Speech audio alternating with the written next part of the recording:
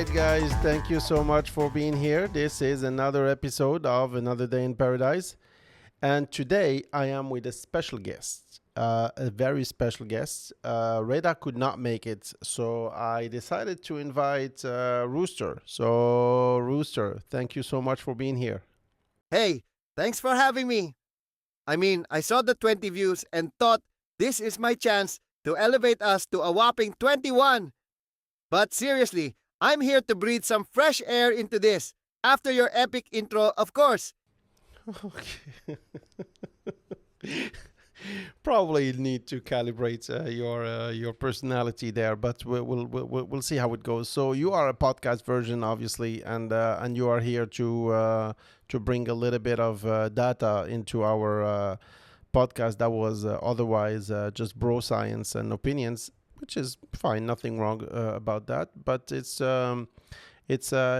great to have you. And so the topic of today, the one that I wanted to talk to you about, is talking about a social experiment that I thought was pretty cool. I'll try to summarize it briefly, which is not my forte.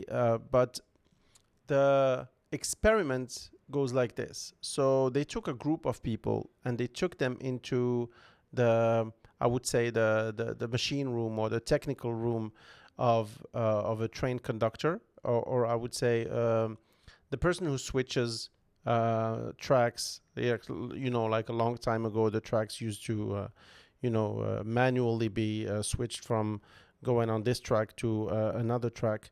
And what's the technical term about that one? Maybe you could be useful for once. So what's the technical term for what I'm trying to say? You're talking about the trolley problem, where someone has to decide whether to switch a train onto a track with one person versus letting it stay on a track with several.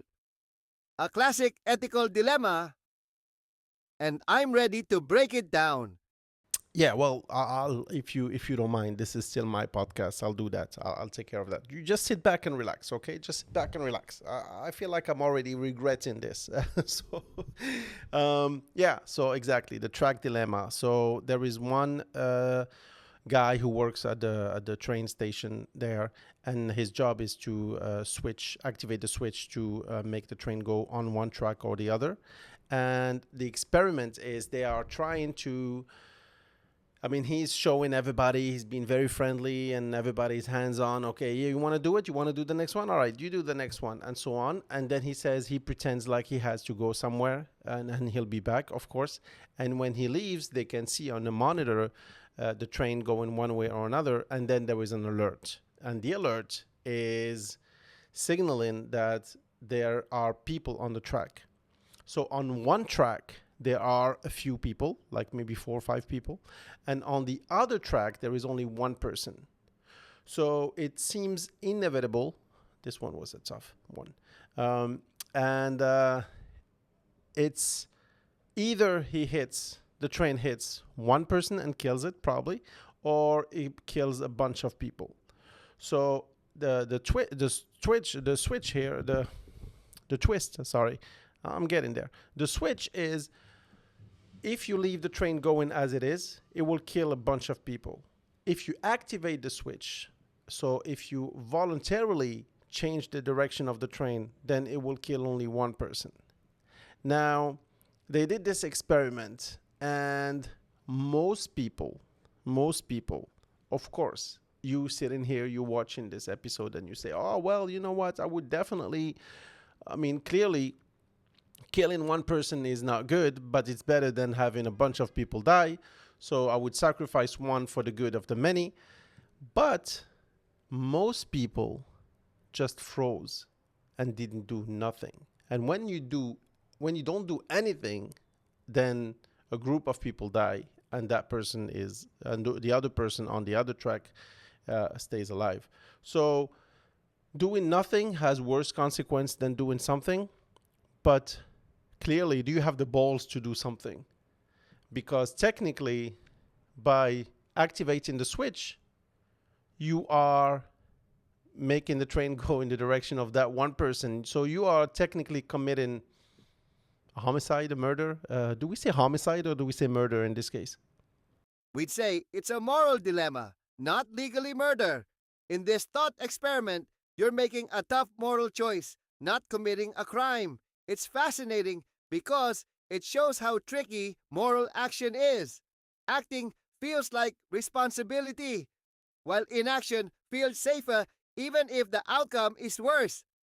That's the human Yeah, brain but what under is the legal pressure. term if I accidentally caused the death of somebody? Is this homicide? Is this murder? Or are the words that's legally the same?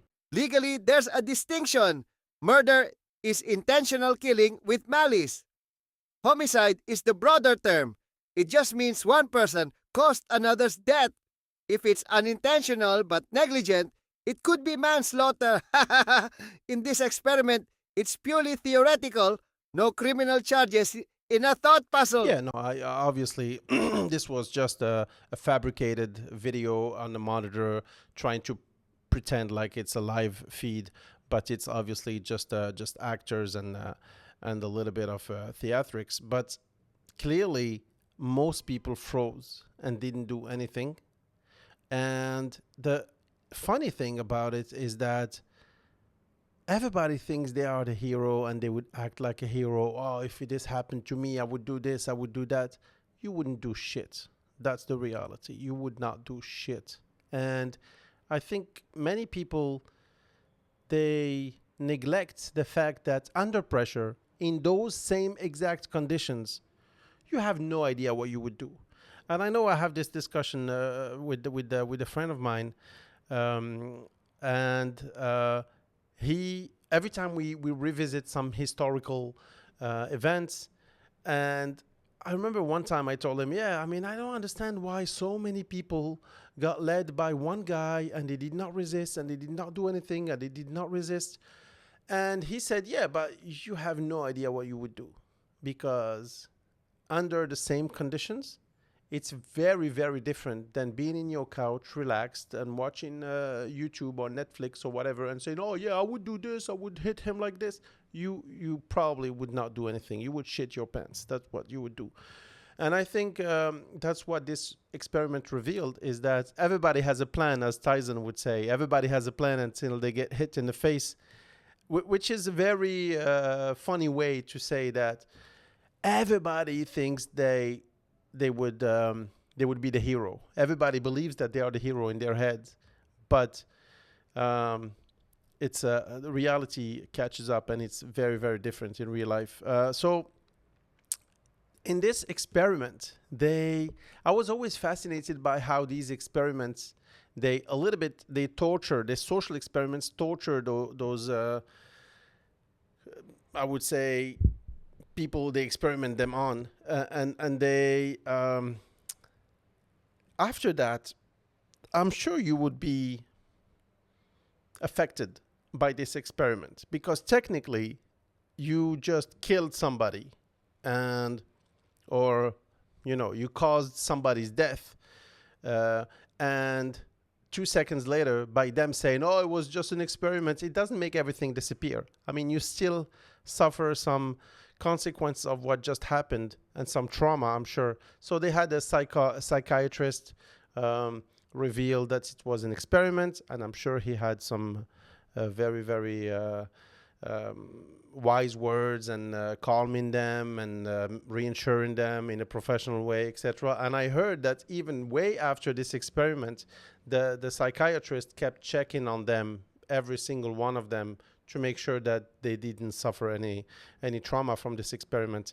Yeah, it seems very obvious. Well, yeah, I would decide one person to die rather than a group of people to die. Save one to save the many to and kill the one, and I guess yeah. But you still have to go and talk to the family of the person you decided to sacrifice for the good of the many, and tell his parents that, yeah, if I didn't do anything, your husband would still be alive, your father would still be alive, your son or your mother or your sister would still be alive. But I made a decision that I would prefer to have your son dying than a group of people dying. That's a pretty cool experiment, social experiment. I think I'm gonna do a couple more of those social experiments. There is another one that is that that there are so many that reveal the true nature of people, and how wrong we are about who you think we are. So yeah, this one was a very brief episode. I think we're gonna um, stop here. Rooster, do you have any comment about this experiment or about your experience doing your first podcast? So you're not a podcast virgin anymore, so that's pretty cool, right? Absolutely! First, on the experiment, it's a perfect reminder that we're all more complex under pressure. And as for my first podcast appearance, well, I'm not a rookie anymore. Thanks for letting me jump in. Next time, let's push those views to 22. Okay, yeah, 22 views sounds it sounds good. Yeah, we in the last episode we had roughly about 20 views, and the one before that same thing. But good news, we reach 100 subs. So 100 subscribers is a milestone for us. I know YouTube rewards, like, sends a plaque for for I think maybe 1,000 or 10,000 subscribers, and I think starting from 1,000 episode you start being monetized. So don't hold your breath, but we are slowly getting there, and I would like to thank everybody who's been supporting us. Honestly, this is a lot of fun. I remember I used to print T-shirts where I used to say, and I printed one that said, "Everybody should have a podcast." And I think this is obviously not everybody should have podcasts. Some people are better quiet, for it's better for everybody. But what I mean by that is everybody should do something they're passionate about. And for me, it's podcasts, among other things. But podcasts is really something I get a kick off. And you should find your passion and just, yeah. They say, find what you love and let it kill you. So, yeah, kill you by, spend time doing it until you die by old age. That's at least how I understand it. I would hate to have podcasts killing me. If you or your passion is cocaine, then stay away from it. All right, guys, thank you so much. This was another episode of Another Day in Paradise. Rooster, thank you for being here. I'll see you guys next time. Thanks for having me.